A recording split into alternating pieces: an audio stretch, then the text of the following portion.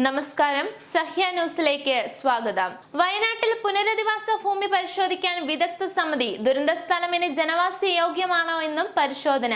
വയനാട് മേപ്പാടി പഞ്ചായത്തിലെ ഉരുൾപൊട്ടൽ ബാധിച്ച സ്ഥലങ്ങളിലും പുനരധിവാസത്തിനായി കണ്ടെത്തിയ സ്ഥലങ്ങളിലും സൂക്ഷ്മ പരിശോധന.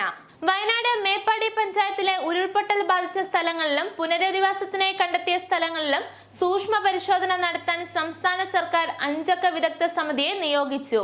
തിരുവനന്തപുരം ദേശീയ ഭൗമശാസ്ത്ര പഠന കേന്ദ്രം മുൻ ശാസ്ത്രജ്ഞൻ ജോൺ മത്തായുടെ നേതൃത്വത്തിൽ കോഴിക്കോട് ജലവിഭവ വിനിയോഗ കേന്ദ്രം പ്രിൻസിപ്പൽ സയന്റിസ്റ്റും centre for excellent in water related disaster management മേധാവിയുമായ doctor TK Drishya, Surathkal national institute of ടെക്നോളജിയിലെ സിവിൽ എഞ്ചിനീയറിംഗ് വിഭാഗം associate professor doctor Srivatsa Kolathayar, Wayanad ജില്ലാ മണ്ണ് സംരക്ഷണ ഓഫീസർ താര മനോഹരൻ, സംസ്ഥാന ദുരന്ത നിവാരണ അതോറിറ്റിയിലെ ഹസർഡ് അനലിസ്റ്റ് GS പ്രദീപ് എന്നിവരാണ് സംഘത്തിലുള്ളത്.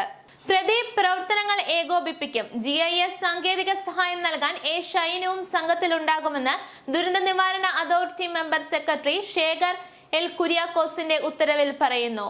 ജനങ്ങളെ പുനരധിവസിപ്പിക്കാനും ടൗൺഷിപ്പ് നിർമ്മിക്കാനും കണ്ടെത്തിയ ഭൂമിയുടെ സുരക്ഷയും സൗകര്യങ്ങളും സംബന്ധിച്ചും ഈ സമിതി പഠനം നടത്തി ശുപാർശകൾ നൽകും.